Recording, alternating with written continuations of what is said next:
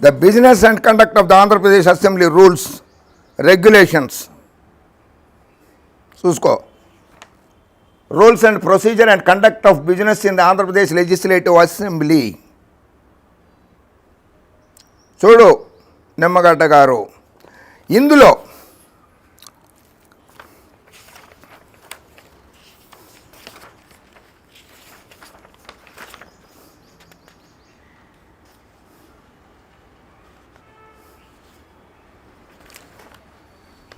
Article 208(1) of the Indian Constitution empowers each house of the legislature of a state to make rules for regulating its procedures and conduct of its business.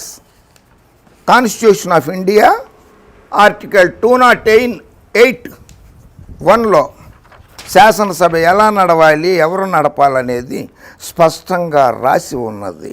అటువంటి అసెంబ్లీకి సభ్యులుగా ఉన్నవారి మీద, శాసనసభను నడుపుతున్న speaker మీద మీరు ఆరోపణలు చేస్తున్నారు. ఇందులో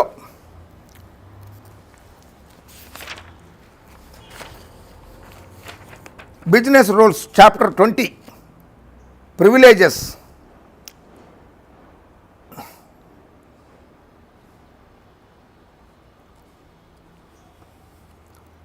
For relating to the Committee of Privileges, Chapter 25 of these rules, Chapter 25 ప్రకారంగా ప్రివిలేజెస్ కమిటీ అని ఒకటి ఏర్పాటు అవుతుంది.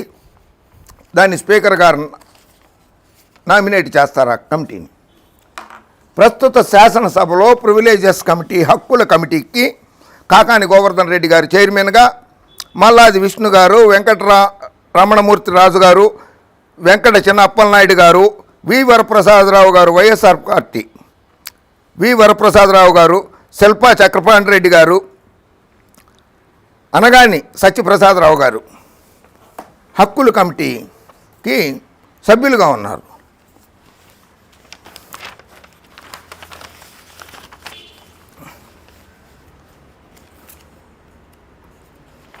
మీరు గవర్నర్ గారికి రాసినటువంటి లేఖలో పెద్దిరెడ్డి రామచంద్రారెడ్డి గారు, బొత్స సత్యనారాయణ గారి మీద ఆరోపణలు చేశారు కదా, ఆ మంత్రులు ఇరువురు స్పీకర్ తమ్మినేని సీతారాం గారికి, గౌరవ స్పీకర్ తమ్మినేని సీతారాం గారికి మీ లేఖలోని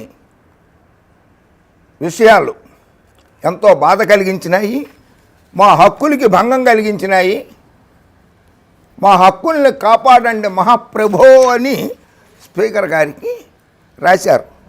మీ మీద చట్టపరమైనటువంటి శాసనసభ్యులకి, మంత్రులకు ఉన్న హక్కులని హరిస్తున్నటువంటి state election commissioner Nimmagadda Ramesh Kumar గారి మీద చట్టపరమైన చర్యలు తీసుకోవాల్సిందిగా లేఖ రాశారు.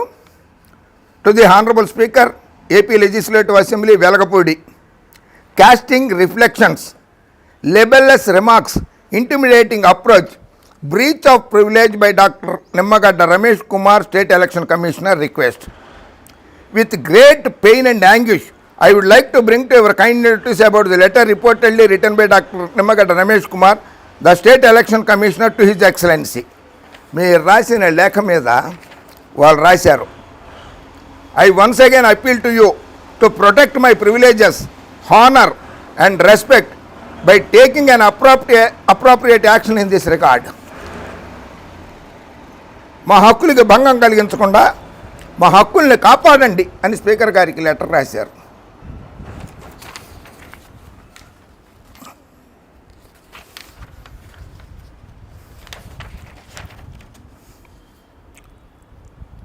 Being the presiding officer of the Legislative Assembly, you are the custodian of the rights and privileges of the members of the House.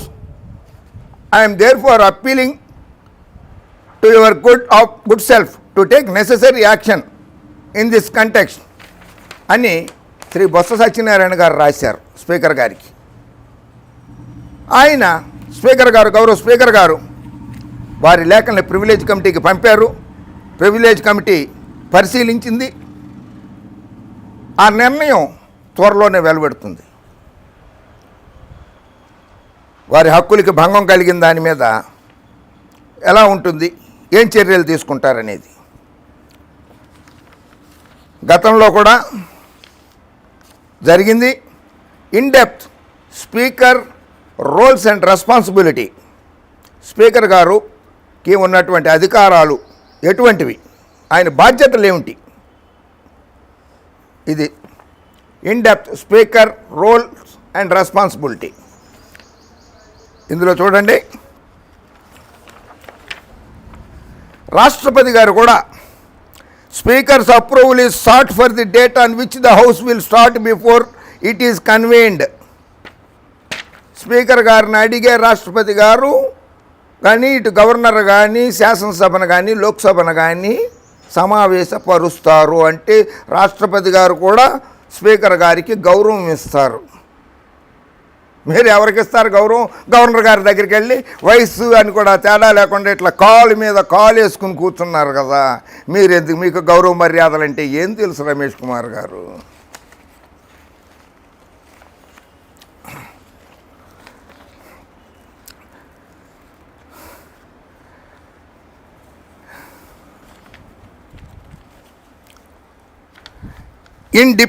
It depends solely on the speaker to refer any question of privilege to the Committee of Privileges for examination, investigation and report.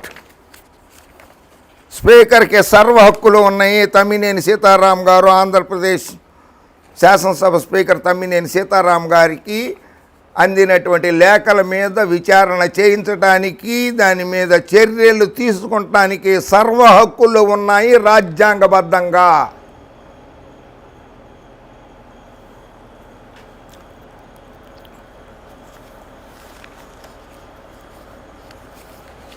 గతంలో అలాగే వీర్రవి గారు, state election commissioner Maharashtra, Shri Nandlal గారు మహారాష్ట్ర శాసనసభ ఆయనకి మంత్రులు, ముఖ్యమంత్రి ఆయన నోటీసులు ఇచ్చారు.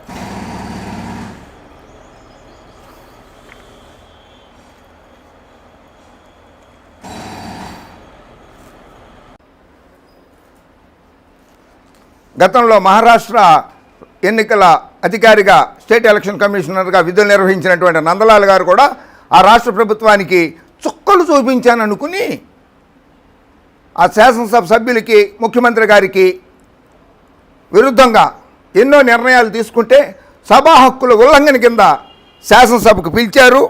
ఆయనకి 7 రోజులు జైలు శిక్ష విధించడం జరిగింది. ఆ తీర్పు మీద ఆయన గౌరవ Bombay high court of judicature at Bombay, original civil jurisdiction, writ petition number 905 of 2008 high court of Bombay ఇచ్చిన తీర్పు, Shri Nandlal versus state election commissioner, Maharashtra state administrative building, first floor, Mantralaya, Mumbai. Petitioner versus the principal secretary, Maharashtra legislature, assembly, Vidhan Bhavan. The speaker గారిని కూడా ప్రతివాదిగా చేర్చారు ఆయన. అయినా సరే ఇందులో శాసనసభ కార్యదర్శి గారిని కూడా, శ్రీ చంద్రకాంత్ ఛజద్, ఆయనని the commissioner of police Mumbai, privilege కమిటీని కూడా ఆయన ప్రతివాదిగానే చేర్చారు. ప్రివిలేజ్ కమిటీని కూడా, అక్కడ ప్రివిలేజ్ కమిటీ ఆయనకి శిక్ష వేయమని స్పీకర్ గారికి సిఫార్సు చేస్తే స్పీకర్ గారు ముంబై పోలీస్ కమిషనర్కి సిఫార్సు చేసి అరెస్టు చేయమంటే అరెస్టు చేసి 7 రోజులు జైల్లో పెట్టారు. సర్వశ్రీ శ్రీహరి అనే senior counsel, Sachindra B Sathe for the petitioner వాదించారు ఈ కేసుని. Coram Shri RMS Khandeparkar and AS Sayyed justice, వీరు తీర్పు ఇచ్చారు. As already stated above, as regards the ground comprised under para 8J, apart from contending that the petitioner has also raised the side issue, no submissions have been made in that regard, nor it is explained as to how merely because the matter was being considered by the High Court in writ petition number 1766 of 2006, it prohibited the privilege committee from proceedings with the matter the absence of any restraint being imposed either by the constitutional mandate or statutory provision or any other order of the Supreme Court of this court, Supreme Court కానీ వేరే ఇతర కోర్టులు కానీ హైకోర్టులు కానీ రాజ్యాంగంలో కానీ privilege committee ఇచ్చిన దాన్ని ఆపమని ఎక్కడా లేదు అని చెప్పి division bench of Bombay high court 905/2008 ఇచ్చిన జడ్జిమెంట్లో నందలాల్ గారు స్టేట్ ఎలక్షన్ కమిషనర్ గారు ఇచ్చిన తీర్పులో ఉన్నది. ప్రివిలేజ్ కమిటీకి కూడా హక్కులు ఉన్నాయని గుర్తుంచుకోండి. పచ్చపిచ్చి గొట్టాలతో సహా పచ్చపచ్చి పార్టీ నాయకులతో సహా గుర్తుంచుకోవాలి. స్పీకర్ గారికి ప్రివిలేజ్ కమిటీకి మంత్రులకు కూడా హక్కులు ఉంటాయనేది. పెద్దలు పూజ్యులు గౌరవనీయులు డాక్టర్ సుబ్రహ్మణ్య స్వామి గారు అంటే నాకు చాలా గౌరవం, అభిమానిని నేను ఆయనకి. ఆయన వేసిన రిట్ పిటిషన్లు ప్రజా ప్రయోజన వాద్యాలు చాలా తక్కువ మంది వేసి ఉంటారు. చాలా సెన్సేషనల్ ప్రయోజన వాద్యాలు వేశారు. ఆయన గారు కూడా సుబ్రహ్మణ్య స్వామి గారు కూడా లోక్సభ స్పీకర్ రబీరే గారి మీద అనుచిత వ్యాఖ్యలు చేశారు. More of so if you are Subramanya Swamy maverick to some, gadfly to others, and plain insufferable to detractors.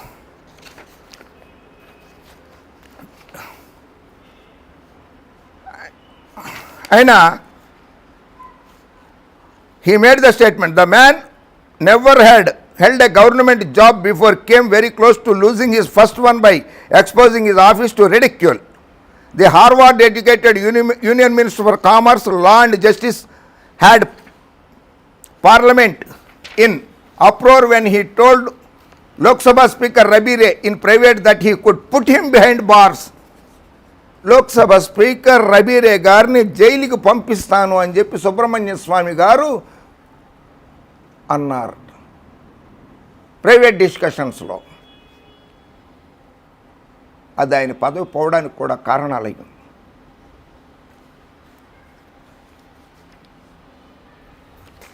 Ramesh Kumar గారు, మీరు చేయించిన యాప్ ప్రభుత్వ సొమ్ముతో చేయించారా సొంత సొమ్ముతో చేయించారా చెప్పాల్సిందే. రాష్ట్ర ప్రజలకి తెలుసుకునే హక్కు ఉన్నది.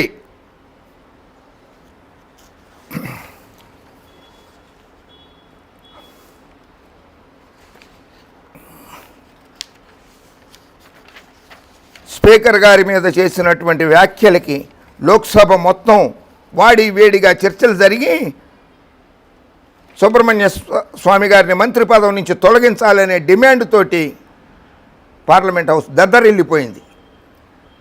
స్పీకర్ గారి మీద అనుచిత వ్యాఖ్యలు చేసినందుకు. మీరు నిమ్మగడ్డ రమేష్ కుమార్ గారు, మీరు కూడా స్పీకర్ గారి మీద అనుచిత వ్యాఖ్యలు చేశారు, అసందర్భ వ్యాఖ్యలు చేశారు.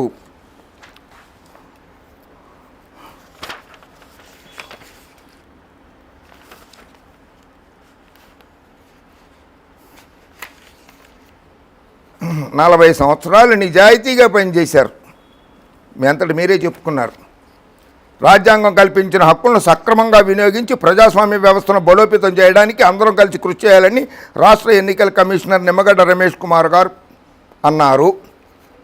మరి రాజ్యాంగం కల్పించిన హక్కే కదా 2018లో ఎలక్షన్లు ఎందుకు జరపలేదు? 3,62,000 మంది ఓటు హక్కు లేకపోతే వాళ్ళకు ఓటు హక్కు ఎందుకు కల్పించలేకపోయారు? అధికారంలో ఉండి మీరు పంచాయతీ ఎన్నికలు మీరే నిర్వహించాలని మీకు తెలిసి ఉండి ఆఖరి క్షణం వరకు కూడా మీరు వేచి చూచి అదేదో గోపాలకృష్ణ ద్వివేది గారి మీద, ప్రవీణ్ ప్రకాష్ గారి మీద, ముఖ్యమంత్రి గారి మీద, మంత్రుల మీద నెట్టడం రాజ్యాంగంలో కల్పించిన హక్కు. అది ఏమన్నా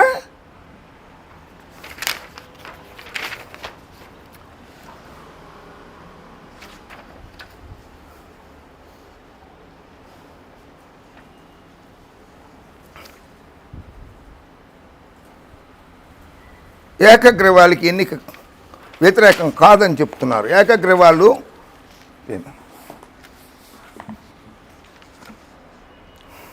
బలవంతపు ఏకగ్రీవాలకి అంగీకరించరు.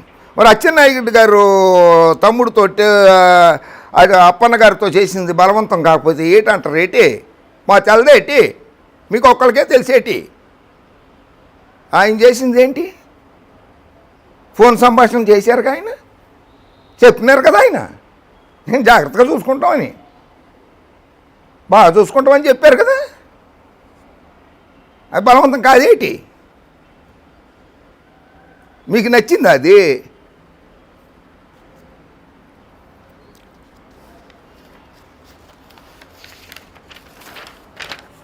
అయినా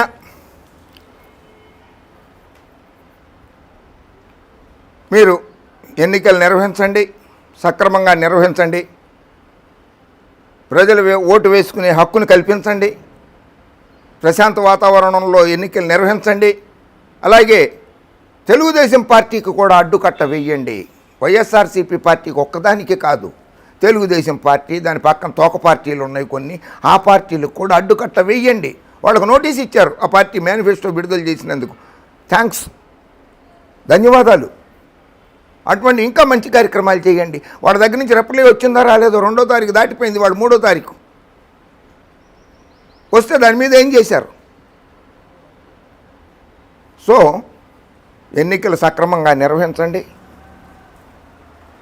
పంచాయతీరాజ్ వ్యవస్థను బలోపేతం చేయండి, తెలుగుదేశం పార్టీకి కూడా అడ్డుకట్ట వేయండి. జై హింద్.